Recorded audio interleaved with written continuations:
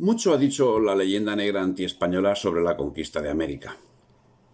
Pero mientras se ha dicho muy poco de la desmembración que representaron los acontecimientos del primer cuarto del siglo XIX, mucho se ha dicho de los agentes británicos que han pasado a la historia como libertadores. Aunque la verdad es que las gestas españolas en los movimientos secesionistas de América son muy poco conocidas, al haber sido metódicamente y por intereses espurios ocultadas a los españoles, siendo, como fue el caso, tan admirables como admirables son las gestas de la conquista. Hecho fácilmente constatable si somos conscientes de que España estaba presente desde Tierra del Fuego hasta Alaska, algo que hoy la mayoría de la población desconoce. Y algo más importante, la defensa de todo ese inmenso territorio estaba llevada a cabo por un número irrisorio de unidades militares que no superaba un total de 25.000 hombres en todo el continente americano. Algo tiene que deducirse de este hecho, a priori, y no es otra cosa que la fidelidad y la españolidad, tanto de la población aborigen como de los criollos. Pero por otra parte, la actividad británica en torno a la piratería y acoso de los intereses hispánicos a lo largo del siglo XVIII era ya modus vivendi del imperio británico naciente. Un nuevo ataque inglés que se produciría el 10 de mayo de 1807 al mando de John Bitelloque llegó a entrar en Buenos Aires. Los ingleses fueron recibidos por los porteños con lanzamiento de aceite hirviendo, capitulando los ingleses finalmente el día de San Fermín de 1807 en la Plaza de Toros. Todo un icono. Fue un rechazo popular forzado por la realidad, ya que los ejércitos españoles, tradicionalmente, nunca tuvieron especial significación en América, limitándose a estar compuestos por pequeñas unidades, ya que el esfuerzo militar estuvo volcado muy especialmente en los frentes europeos, y la conquista de América fue más obra de religiosos y de legisladores que de militares. Es necesario destacar que las defensas del territorio estaban estrictamente limitadas en las fronteras norte y sur para enfrentarse a posibles ataques de tribus no sometidas, y muy principalmente en la costa para defender el territorio de las constantes agresiones llevadas a cabo por los enemigos tradicionales de España, muy especialmente Inglaterra y Holanda. En el interior, los problemas eran de menor entidad, por lo que, como señala el historiador Francisco Núñez Proaño, una antigua práctica del sistema borbónico de defensa consistía en integrar a las comunidades indígenas retiradas de las zonas más habitadas en las tareas de la defensa y control de las fronteras. Ello se lograba nombrando jefes militares a los que eran de las tribus y clanes, reforzando su autoridad por diversos métodos, y así se podía contar con su movilización llegado el caso. Para ello, se les entregaban, además de otros presentes, uniformes militares con divisas de empleo, medallones con el retrato del rey, golas e incluso banderas. Estos indígenas también fueron en su mayoría fieles a la corona de España durante la guerra secesionistas de América. Abundando en todo lo señalado, José Manuel Restrepo, en su Historia de la Revolución de la República de Colombia, señala: el aparato militar del Estado hispánico era simbólico en la práctica. Se limitaba a la defensa de las plazas fuertes en las costas, porque en el interior era tal el consenso que bastaban unos cuantos voluntarios nativos agrupados en milicias. Y sigue afirmando: las fuerzas que el virrey de Santa Fe tenía a sus órdenes para defender el virreinato eran harto insignificantes. Constaban de 3.800 hombres de tropa de línea de todas armas con 9.000 de milicias. Y no era muy diferente en otras partes. Así, en la defensa de Buenos Aires, la milicia militar, tan reducida como era, estuvo compuesta principalmente por gente nacida en el territorio. Hasta la década de 1780, con la excepción de la Guardia de Honor del Virrey, no hubo tropas españolas peninsulares en el virreinato. La militarización de del territorio por España después de la guerra en 1763 consistió más bien en el entrenamiento de las fuerzas de la milicia militar criolla que en el envío y mantenimiento de tropas españolas. Al comienzo de las guerras separatistas, el virrey Abascal tuvo un ejército español de apenas 1.500 hombres. Las fuerzas leales a la corona estuvieron compuestas de oficiales reclutados entre la élite criolla y de soldados que pertenecían a las capas populares de la sociedad. No obstante, en pocos años cambiaría esa actitud. En 1806, todo Buenos Aires se volcaba en la lucha contra los ingleses, pero en 1810, 4 años más tarde, la población se dividió entre los postulados de los activistas criollos mientras los batallones de vascos, gallegos y catalanes se alineaban en favor de España. En estos dos hechos se basa la independencia argentina y los causantes de tal situación no serían otros que los agentes británicos, que adscritos a la masonería acabarían convirtiendo su deportación en cabeza de puente de la invasión militar y económica que acabaría llevando a la Gran Bretaña a ser el amo del continente. Con la participación directa de estos topos, da comienzo el movimiento revolucionario de 1809, y ya con carácter netamente separatista el de 1810, mientras las fuerzas del virrey José Fernando de Abascal se enfrentaban a los insurgentes y reprimían los primeros alzamientos. Al tiempo que arbitraba las medidas militares oportunas, dice Pedro Rodríguez Crespo: el virrey Abascal hizo circular un manifiesto impreso en que se daba noticia de agentes franceses que Napoleón había enviado a varias partes de América con el detalle de los nombres y de las instrucciones que llevaban. Esto estaba dirigido a despertar en los americanos la necesidad de la separación. ¿En qué consistía el plan napoleónico en el decir de Abascal?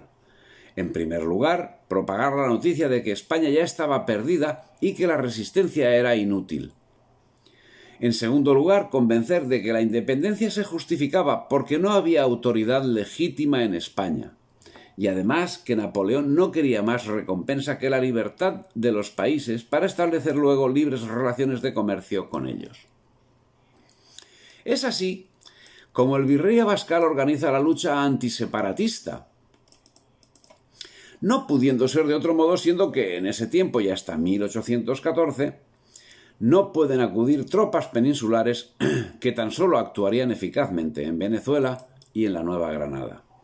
Y como consecuencia, el grueso de las tropas estaría compuesto por americanos, situación que se alargaría hasta Ayacucho, representando el contingente español europeo, una parte minoritaria entre los que defendían a la patria en América. De esa reacción del virrey Abascal arranca en la práctica la creación del ejército español en América, ya que el ejército que había existido hasta el momento se había dedicado casi en exclusiva a la defensa exterior frente a la piratería europea.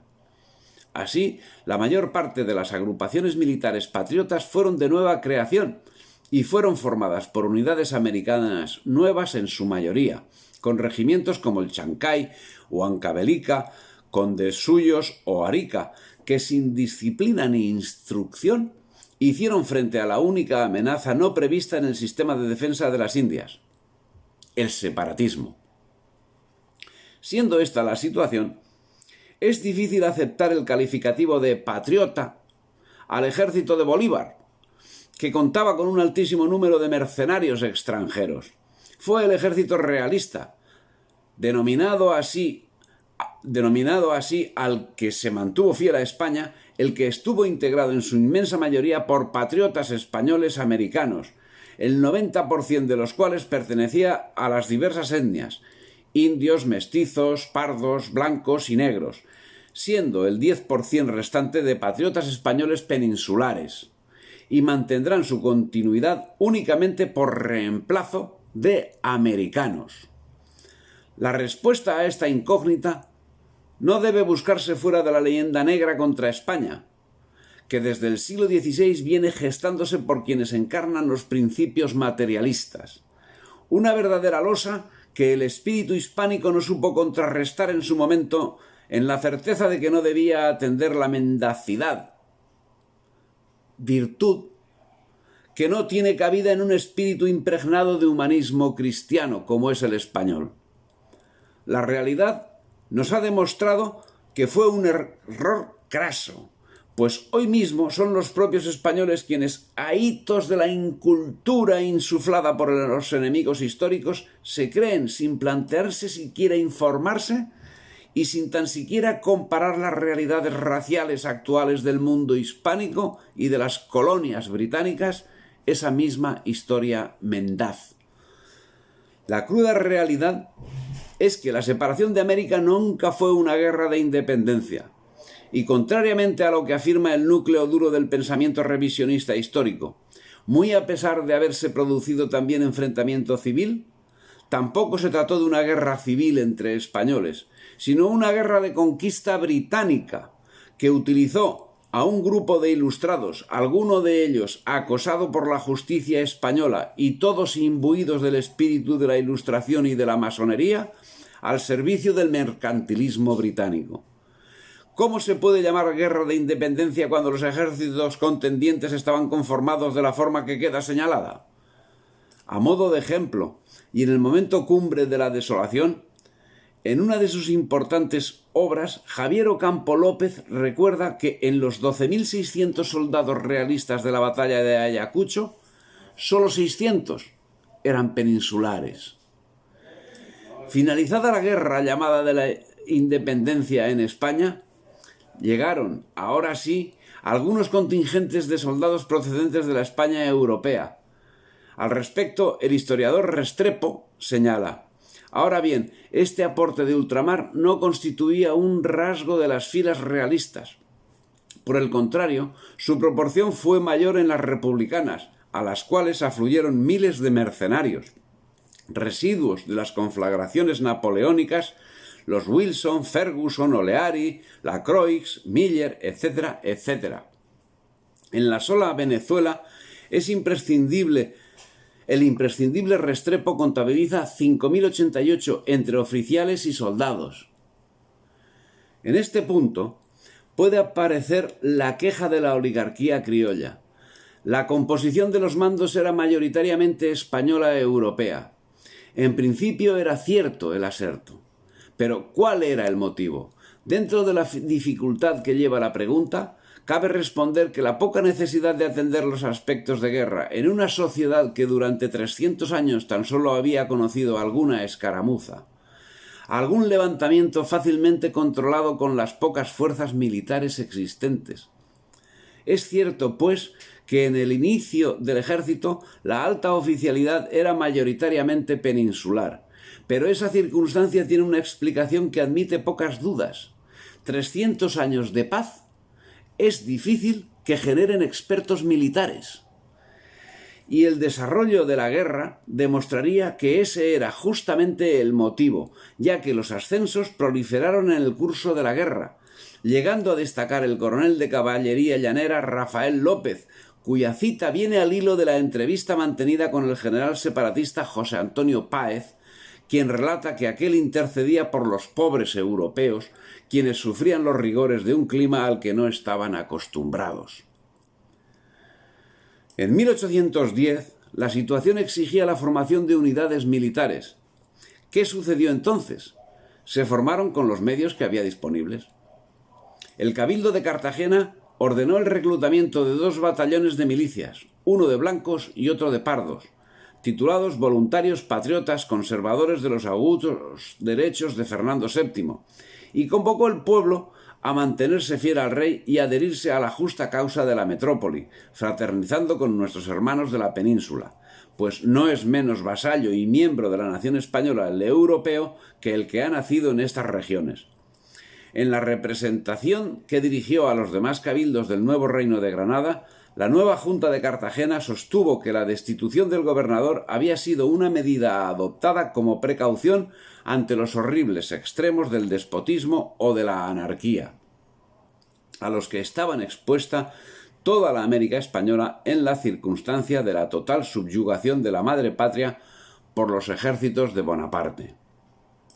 Por su parte, Ángel Rafael Lombardi Boscán señala: La ciudad de Coro, la primera capital que tuvo Venezuela en su historia, fue el principal foco de la reacción realista contra la Primera República. Fueron las tropas corianas, al mando del gobernador militar don José Ceballos, quienes causaron una vergonzosa derrota al ejército caraqueño bajo el mando del marqués del Toro de los Meses, últimos de 1810. Pero en estos momentos ya se estaba pergeñando la gran hecatombe.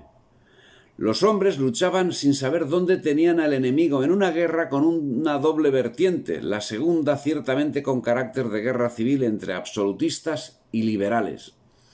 En cuanto a la primera, estaba bien controlada por la Gran Bretaña, con sus adelantados que asesoraban y guiaban a la oligarquía criolla. En mayo de 1810 se produce la revolución de las 13 provincias unidas argentinas, sin que los objetivos de la misma sean lo suficientemente claros. ¿Qué significaba la revolución? Pocos sabían responder a la pregunta. Como ejemplo, el héroe Pedro Antonio de Olañeta, un terrateniente residente en Potosí que en mayo de 1810, al producirse la revolución, se erigió en caudillo militar de sus hombres. En un principio, y como tantos otros, creyó que la revolución se hacía en defensa de Fernando VII. Pero al comprender la verdadera situación de traición flagrante en beneficio de Inglaterra, tomó decidido partido por el bando realista, desarrollando su actividad en la defensa del Alto Perú bajo las órdenes del criollo José Manuel de Goyeneche. Nuevamente engañado y perseguido con saña, combatió contra los ejércitos liberales, en cuya lucha se impuso en Potosí y en Charcas, exigiendo la deposición de los gobernadores. En su guerra contra los liberales y contra los separatistas, se le unieron importantes contingentes, llegando a componer un ejército de 5.000 voluntarios que se enfrentaron a los generales liberales Valdés y Carratalá. La evolución le era favorable hasta que la traición de Ignacio Rivas lo llevó a ser vencido por Valdés. Continuó la lucha haciéndose fuerte en el Alto Perú hasta que los intereses mineros británicos propiciaron que, mediando nuevas traiciones, el 29 de enero de 1825 fuese expulsado de La Paz. Nuevamente traicionado, en esta ocasión por su propio sobrino, fue vencido y herido el 1 de abril en la batalla de Tumusla y al día siguiente fue asesinado. Actitud normal En el Virreinato del Río de la Plata, tras la Revolución de Mayo de 1810, y como ya hemos visto, el 26 de agosto la Junta de Buenos Aires derrota a los realistas en Cabeza de Tigre y ejecuta a Santiago de Liniers, siendo que, en palabras de Julián Kopecek, desde el comienzo del proceso, Moreno ha introducido el ideario jacobino en la mente y los corazones de las vanguardias criollas. La Sociedad Patriótica y la Logia articularán una alianza de poder, un contrapoder paralelo al aparato institucional que fijará el rumbo de la naciente situación política. Rumbo que estaría marcado por la sangre de quienes presentaban alguna oposición a las instrucciones marcadas. Liniers, el jefe militar que abatió a los ingleses, terminaría fusilado. Alzaga, el caudillo popular que armó al pueblo contra los ingleses, terminaría ahorcado. Saavedra, el jefe militar que se levantó contra el anglófilo virrey Cisneros, terminaría exiliado y su memoria cubierta por un asombroso silencio. Moreno, el secretario técnico de la Junta que pretendía arreglar el problema con una reclamación diplomática, murió misteriosamente. Su deceso fue precipitado por la administración de un emérito que el capitán del buque inglés le suministró imprudentemente. Según las textuales palabras de su hermano Manuel Moreno, autor de Vida y Memorias del doctor Mariano Moreno, página 241. Agrega Manuel Moreno que el cadáver de su hermano estuvo todo el día sobre la cubierta envuelto en la bandera inglesa. Larrea, proclive a negocios junto a los ingleses, se suicidó. La lista es trágica, tanto por la ferocidad de los medios de eliminación como por la continuidad de fusilamientos y asesinatos y de suicidios que plagan el destino fatal de nuestros gobernantes y prohombres. Los nombres de Dorrego, Chilavert, de López Jordán, de Leandro Alem, de Lisandro de la Torre, de Belisario Roldán, de Leopoldo Lugones, de General Valle y tantísimos otros de plena actualidad, son testimonios extremadamente serios que nos llevan a una conclusión que causa espanto. Los enemigos que se apoderaron sigilosamente del mundo hispánico siguen imperturbables y victoriosos, mientras que mitos, dogmas, esquemas, etiquetas, palabras y hasta letras siguen provocando el desencuentro de nuestras mentes más brillantes y de nuestros espíritus más lúcidos. Mientras tanto, en México, en septiembre de 1810, el cura Miguel Hidalgo proclamaba su revolución por la independencia, por el rey, por la religión, por la Virgen India de Guadalupe, por el color del pelo, contra los peninsulares. Con este banderín de enganche reunió un ejército de gañanes y de mineros que tomaron Guanajuato, donde llevaron a término la masacre de la Alhóndiga, lugar donde se había refugiado un importante número de personas.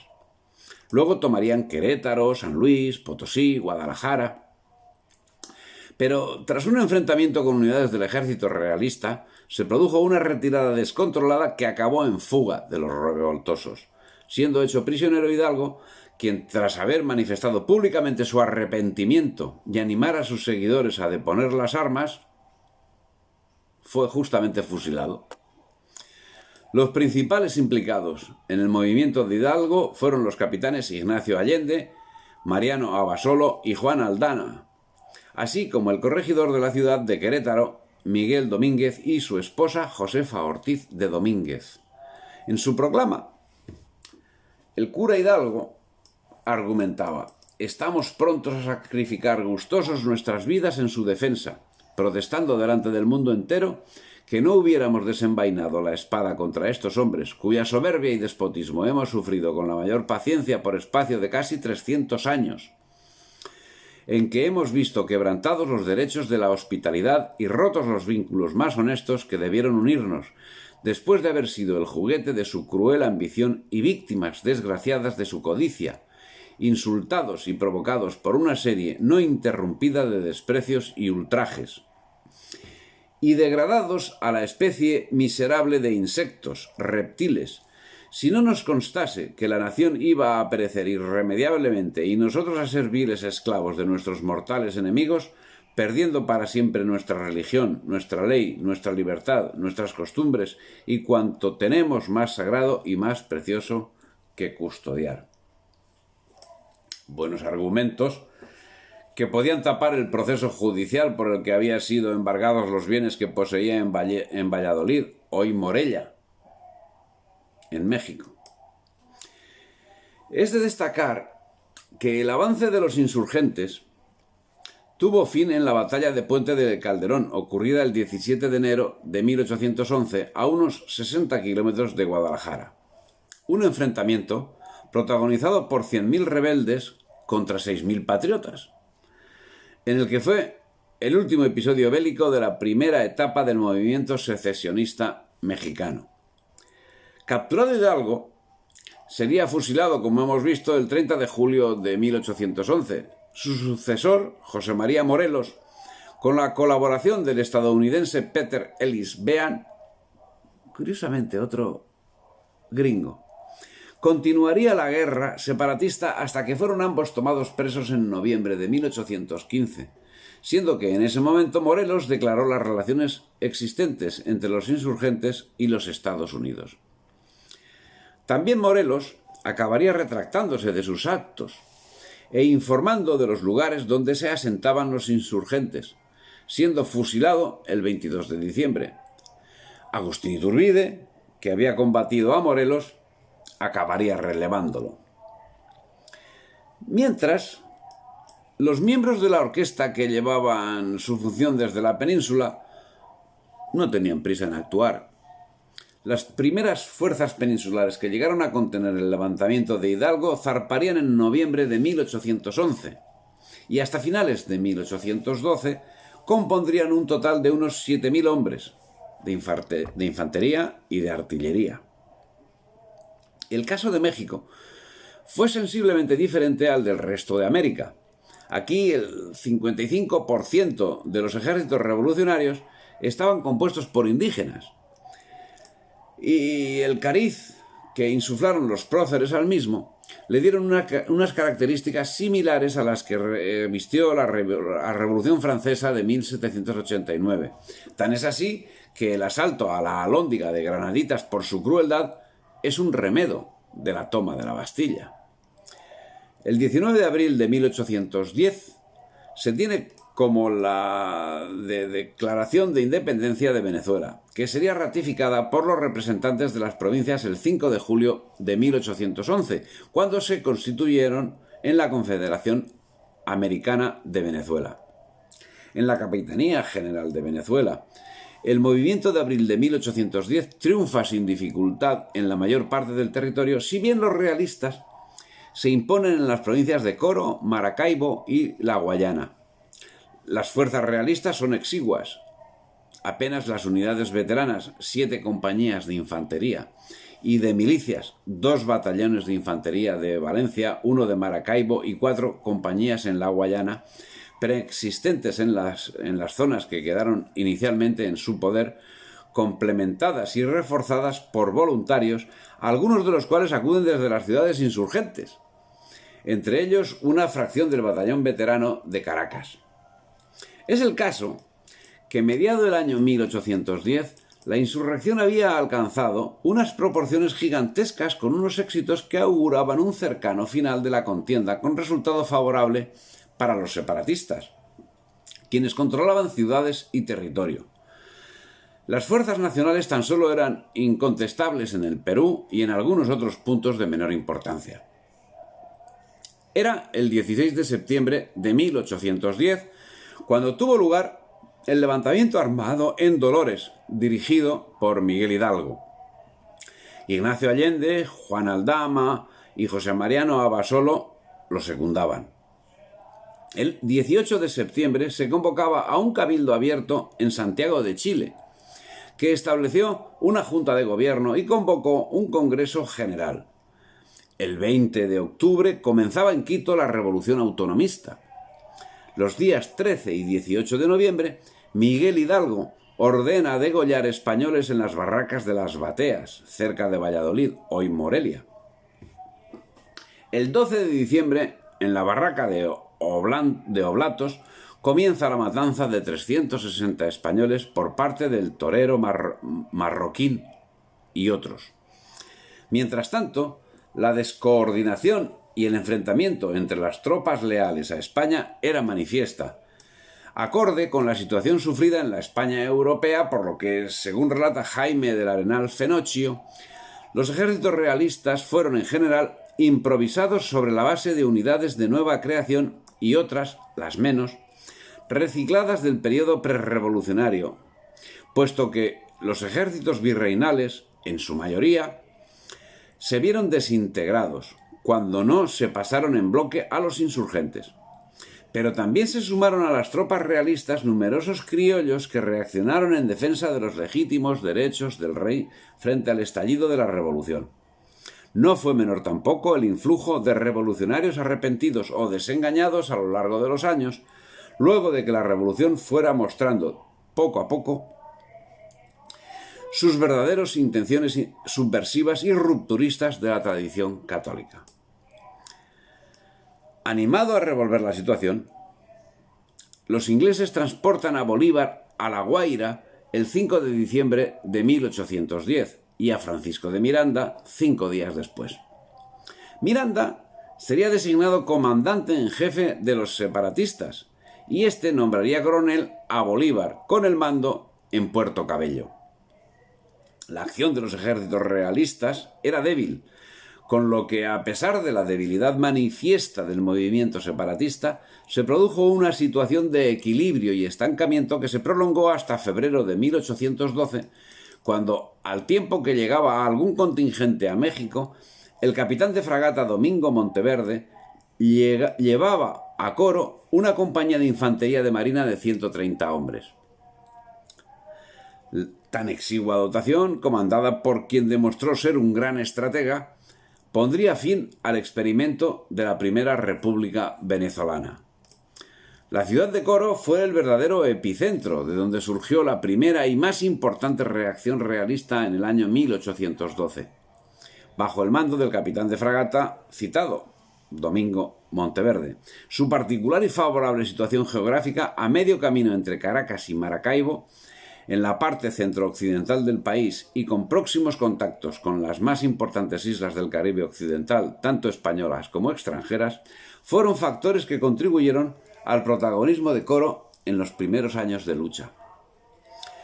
Un solo destacamento y 5 meses de lucha de un ejército que fue creciendo a medida que iba ocupando los caseríos, forzó la capitulación de la República, firmada por Miranda el 26 de julio de 1812, e Inglaterra no podía hacer nada al respecto, ya que estaba comprometida en la España peninsular. Como consecuencia, Francisco de Miranda capitularía ante Monteverde y tras ello Bolívar, en un manifiesto acto de traición a sí mismo, o sea, a los suyos, no ya a España, que la traición era clarísima, pero un acto de traición a los suyos, capturaría a Miranda y lo entregaría a los realistas, que lo remitieron a Cádiz. Miranda firmó la capitulación el 24 de julio de 1812 ante Monteverde, teniendo previsto embarcar en el buque inglés Shapire el día 30 siguiente. Teniendo ya a bordo del buque todo su archivo, que según una serie de conjeturas se trataba de cajones con el oro que le había dado Monteverde por su rendición, Miranda se había alojado en una casa que era propiedad de un amigo de él y también de Monteverde, y además servidor de este. Bolívar, que tenía entonces 27 años, lo apresa a Miranda con sus 60 años de edad. Luego, Monteverde no lo libera y Miranda es enviado a España preso y allí muere en la prisión de La Carraca, en Cádiz. En fin, esa traición le valió a Bolívar un salvoconducto de los militares realistas que le permitiría huir a Curazao, ocupada por los ingleses, quienes, por cierto, también se quedaron con el botín de Miranda. No pierden una. Aspectos que son reiteradamente acallados por la historiografía liberal democrática británica, que deja en el aire cómo y por qué pudo salir de Caracas, y obviando la traición a Miranda, limitándose en el mejor de los casos a relatar lo que sigue. Al no ver ninguna posibilidad de huir del país para ponerse a salvo del enemigo español, se refugia escondiéndose en Caracas, de donde, gracias a los buenos oficios e influencias del español don Francisco de Iturbe, obtuvo el pasaporte otorgado, nada menos, por el brigadier general Domingo de Monteverde. La traición de Bolívar estaba justificada porque no tenía ninguna posibilidad de huir, y entregar a Miranda le reportó la obtención del pasaporte. Y para lograr salir de La Guaira el 27 de agosto de 1812 para llegar a Curazao el 2 de noviembre del mismo año. Para esos días de noviembre, procedente de esa isla, el coronel Bolívar llegó a Cartagena acompañado de varios oficiales venezolanos y extranjeros, entre ellos el oficial francés capitán Antonio Leleux, un varón inquieto, de gran fe republicana y fervoroso masón. Como tal, hizo parte de la logia masónica en Cartagena, las Tres Virtudes Teologales, siendo presidente el abogado y hermano Manuel Rodríguez Torices. Pero la debilidad del gobierno se alargaba a todos los ámbitos de la nación, por lo que América en su conjunto se vio abandonada de la atención desde de la España peninsular, lo que ocasionó anarquía y desconocimiento en la sociedad. Y en el ejército, donde se mostraba manifiesta y se encontraba agudizada por las disensiones existentes entre los distintos jefes, que evidenciaron la falta de autoridad y de servicio. Así, Monteverde se manifestó independiente en su actuación, mostrando clara insumisión ante sus superiores y en concreto ante su jefe, el capitán general Millares, que no llegó a imponer su autoridad por temor a una guerra civil dentro del bando patriota. En esa vorágine y ante los hechos consumados, Monteverde sería nombrado capitán general de Venezuela y presidente de la Real Audiencia de Caracas. Se consolidaba un periodo convulso, vacío de poder, que fue llenado por caudillos regionales que convirtieron sus respectivos territorios en auténticos feudos. Los militares realistas se enfrentaron entre sí, algo que sería señalado en 1816 por el capitán general, presidente y gobernador de la provincia de Venezuela, Salvador de Moxó. El general Emparán fue depuesto por los revolucionarios de Caracas. El general Millares, que le siguió, fue echado del país por Domingo Monteverde, que luego fue su sucesor, y al año y medio fue depuesto por el pueblo de Puerto Cabello y embarcado para una isla extranjera. Enseguida fue nombrado en el general Cajigal y no lo reconocieron los comandantes Boves y Morales, usurpándole el mando de la provincia. Y al fin lo hizo salir para España el general Morillo, igualmente que al brigadier Ceballos, que ejercía la capitanía general interina. Y por fin, a mí, que he sucedido a todos estos despojos violentos, se me depone también en medio de provocaciones e insultos y se me obliga a dejar el pueblo que vuestra majestad me confió. Y con estos ejemplos tan funestos, ¿cuál puede ser el estado de la autoridad legítima? ¿Cuál el respeto, si tan repetidos atentados quedaron hasta ahora impunes? ¿Cuál será la esperanza del remedio en lo sucesivo? Bueno, ese es un pensamiento de dolor del amigo Salvador de Moxó. Por su parte, Buenos Aires se mantenía independiente mientras, instigados por las acciones llevadas a cabo en la capital en febrero de 1812, se produjo un levantamiento en Tacna y otro en Huánuco, con vivas al rey, que tuvo una duración de 3 semanas en la que reinó la violencia. ¿Cuál fue el inicio de esta revuelta? Está todavía por determinar, siendo que los indios invadieron la ciudad de Huánuco, cuyos habitantes recabaron el auxilio del virrey, quien acabó militarmente con la sublevación. La inestabilidad se iba generalizando y los sectores separatistas iban tomando cuerpo. Bolívar había vuelto y había sido nombrado brigadier en 1813, tras la batalla de Cúcuta, y entró en Caracas el 6 de agosto de 1813, donde sería nombrado capitán general y libertador. Por su parte, los separatistas controlaban la zona costera de Coro y Maracaibo, donde la población se mostraba adepta a sus ideas. Es en estos momentos cuando Bolívar decreta la guerra a muerte contra los peninsulares y los venezolanos partidarios del rey, dando inicio a espeluznantes asesinatos en masa de prisioneros, dirigidos por el mismo Bolívar. En febrero de 1814, en Valencia, ordena la ejecución, por supuesto sin juicio, de 800 prisioneros. Acto que se repetiría en La Guaira y en Caracas, donde el número de asesinatos se elevó a unos 1000. La orden era contundente. Señor comandante de La Guaira, ciudadano José Leandro Palacios, por el oficio de 4 del actual que acabo de recibir, me impongo de las críticas circunstancias en que se encuentra esa plaza, con poca guarnición y un crecido número de presos. En su consecuencia, ordeno a usted que inmediatamente se pase por las armas todos los españoles presos en esa bóveda y en el hospital, sin excepción alguna. Cuartel General del Libertador, en Valencia, 8 de febrero de 1814, a las 8 de la noche. Firmado Simón Bolívar. Para justificar esta actuación, el panegirista y controlador británico Daniel O'Leary no encuentra otro camino que el adentrarse en la historia negra creada por ellos mismos, y acto seguido pone en manos de españoles aquello que los británicos demostraron dominar a la perfección, y hasta ser sus creadores, y afirma: para establecer su poder, los conquistadores al llegar a la América recurrieron al crimen y al derramamiento de sangre humana. Y sangre y crimen fueron los medios que emplearon al cabo de 3 siglos para sostener su vacilante poder. La índole del suramericano había sufrido un cambio sorprendente durante aquel largo intervalo. Ya no era el humilde indio manso e incapaz de resistencia del siglo XVI. Tan solo le quedaba de los aborígenes el recuerdo de sus sufrimientos y la conciencia de las injusticias, al par que del progenitor europeo había heredado el valor para vengarlos. Claro.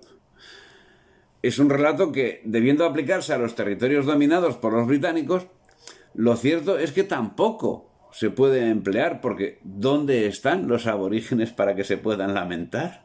¿En Norteamérica? ¿En Australia? ¿En Nueva Zelanda? Más adelante, una vez derogada la guerra a muerte, Bolívar llegaría a plantear un canje de prisioneros un tanto curioso. Individuo por individuo, grado por grado, empleo por empleo. Se cambiarían primero la oficialidad y tropa inglesa. Segundo, la oficialidad y tropa prisioneras en Santa Marta y Cartagena. Y tercero, los paisanos condenados a presidio por sus opiniones patrióticas. En el contexto de la guerra a muerte bolivariana, es necesario señalar la actuación llevada a cabo. En el curso de enero de 1813, el coronel republicano Antonio Nicolás Briceño, un verdadero delincuente, en asociación de algunos aventureros, principalmente ingleses, lanzó el primer manifiesto de guerra a muerte, en cuyo articulado se enuncia que para tener derecho a una recompensa o un grado, bastará con presentar cierto número de cabezas en las siguientes proporciones. El soldado que presentase 20 cabezas sería hecho insignia de actividad. 30 le valdrían el grado de subteniente, 50 el de capitán, etc. Además, en la misma proporción se repartirían los bienes de las víctimas. Su texto fue enviado para ser refrendado a los generales Castillo y Bolívar en sendas copias escritas con la sangre de dos ancianos peninsulares asesinados, cuyas cabezas adjuntó este oficial de honor, como le denominó posteriormente Bolívar cuando a su vez supo de su fusilamiento por el bárbaro y cobarde Tizcar. Pero la guerra a muerte, según los británicos, protectores de la buena fama de sus agentes y en pluma de Oleari, era repugnante para Bolívar, que se veía obligado a ejecutarla dada la cerquedad de los patriotas. Esa llamada a la guerra a muerte tenía ya sus antecedentes concretados el 13 de agosto de 1811, cuando Miranda tomó Valencia, por capitulación, tras lo cual procedió a ejecutar a sablazos a los cabecillas sublevados. Una actuación que traería graves consecuencias, también para Bolívar. La horma de su zapato la encontraría en el llanero José Tomás Boves, el cual llevó a cabo una feroz respuesta a la llamada de Bolívar.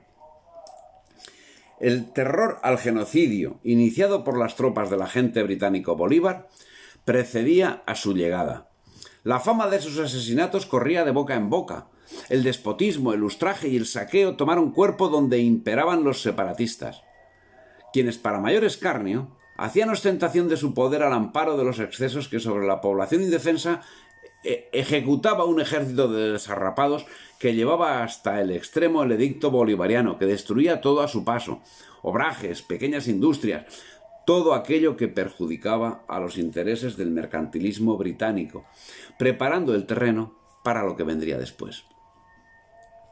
Mientras las tropas de Bolívar sembraban la barbarie y el terrorismo, los efectivos realistas en la zona, que no experimentarán grandes cambios hasta el final de la etapa de 1816, están formados por las llamadas divisiones de Lima y de Cuenca, también denominadas de Pasto, sin que figure entre esas fuerzas prácticamente ninguna unidad veterana, ni desde luego peninsular.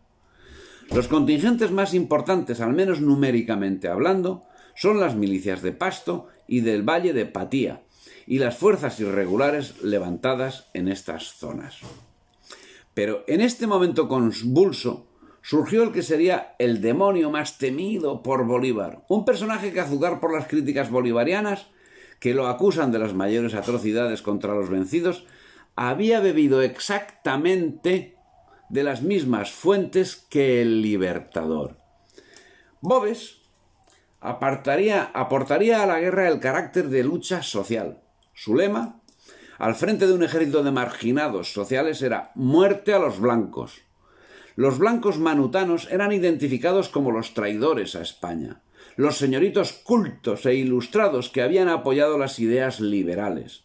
Es cierto que sus capitanes, extraídos de entre la chusma, cometieron excesos, pero no más de los cometidos por Bolívar, y además con un freno, si no firme, freno al fin, de Boves. El núcleo del ejército de Boves eran los guerreros del Indio Vargas, más tarde integrados en el batallón Numancia, y la infantería de marina de Monteverde, llevada de Cuba. El 1 de febrero de 1814, el realista Boves tomó rumbo a Caracas con su caballería, acompañado por Rosete, con quien competía en crueldad y sadismo. Dicen, y caen con toda violencia sobre los valles de Tuy. El patriota el separatista Campo Elías intenta detenerlos en la puerta, pero sus esfuerzos resultan vanos y es derrotado. Simón Bolívar, al ser informado de este acontecimiento, concentra sus tropas en Valencia. Desesperado busca frenar la horda de asesinos que se dirige a Caracas. Entonces, en La Guaira, llena de prisioneros y pocas tropas, decide que el único camino es el fusilamiento, incluido el de los enfermos, al que hacíamos referencia líneas arriba. Arismendi, aterrorizado por la magnitud de la masacre que se iba a perpetrar a instancias de Bolívar, amenaza con no cumplir la orden. Pero el Libertador insiste en que todos deben ser fusilados y sin perdón para nadie. No es que no tuviese gente que le hiciese reconvenir ese asesinato. Es que la tuvo. Pero, ¿quién era José Tomás Boves? Si Bolívar, además de ser un terrorista, un genocida y era un señorito, un terrateniente, un ilustrado, fiel servidor de sus benefactores británicos. Si Bolívar era eso, Boves no era nada de eso. Era un honesto trabajador que las circunstancias lo llevaron a dejar su oficio de pulpero en los llanos de Guárico y a convertirse en jefe de los llaneros con la única idea de combatir al tirano. Si cometió excesos, no pueden recibir la misma condena que los cometidos por el señorito Bolívar. Pero es que, llegado el caso, demostró una misericordia que no cabía en la mente de Bolívar. Y con su espíritu llanero, a pesar de ser asturiano de nacimiento, consiguió poner a raya a los terroristas de Bolívar.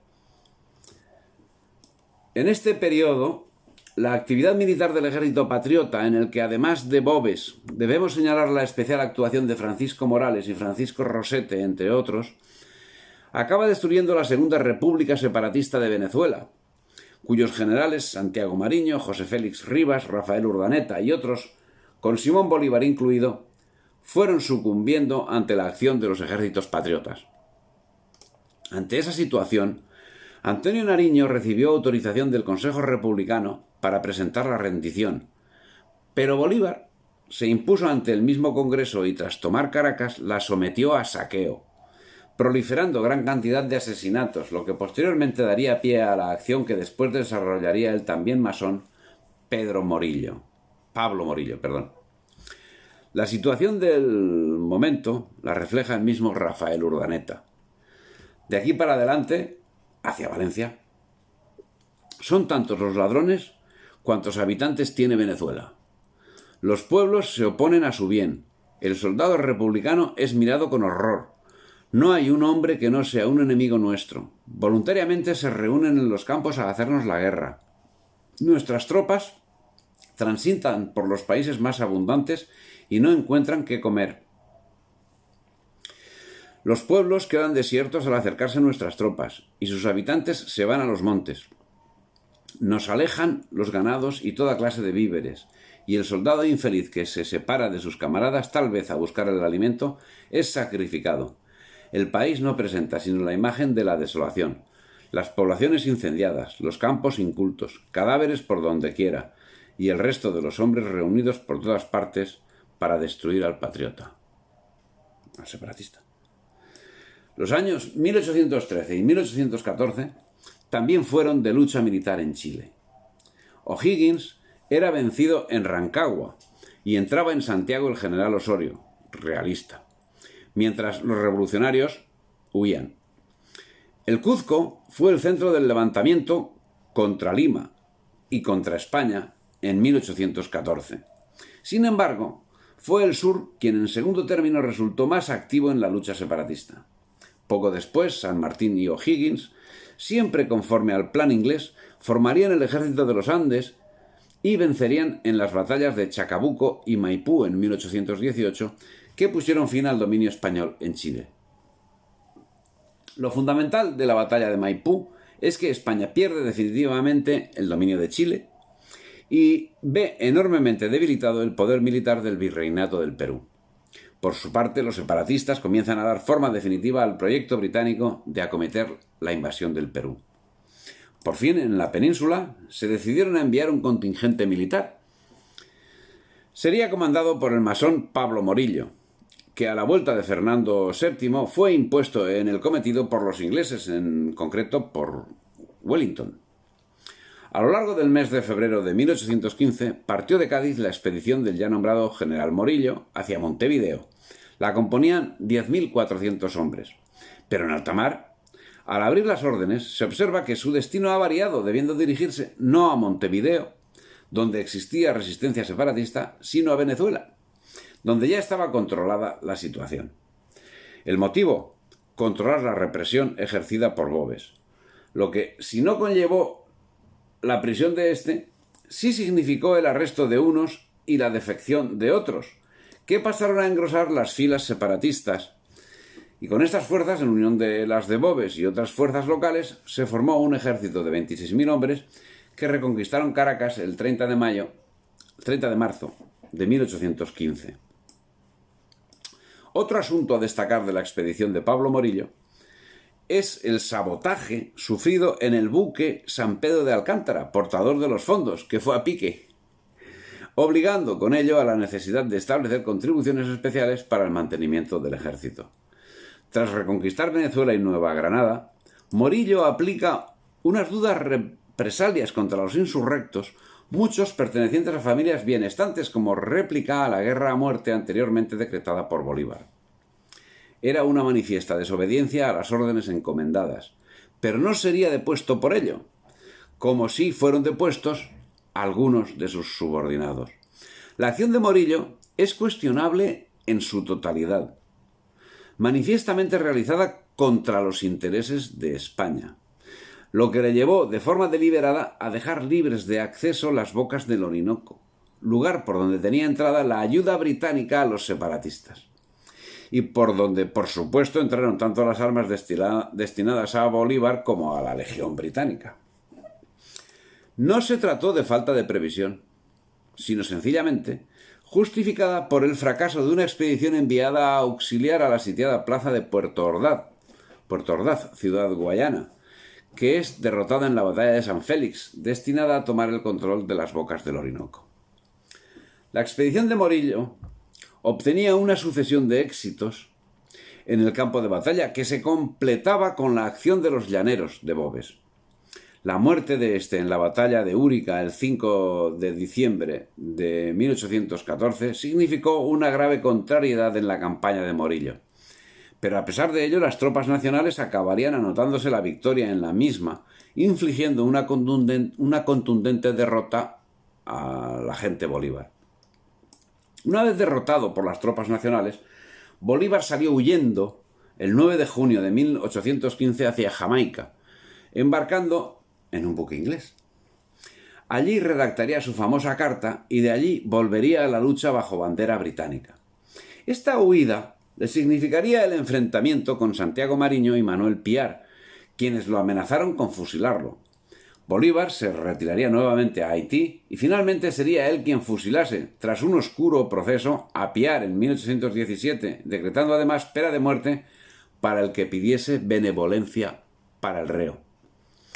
Posteriormente envió en auxilio al Perú, por el Istmo de Panamá, a 1.700 hombres y sitió y ocupó Cartagena y Bogotá en febrero de 1816.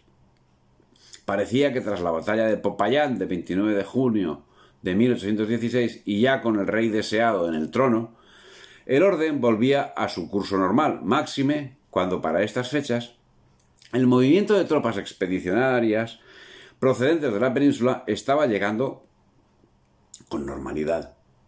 La calma estaba asegurada.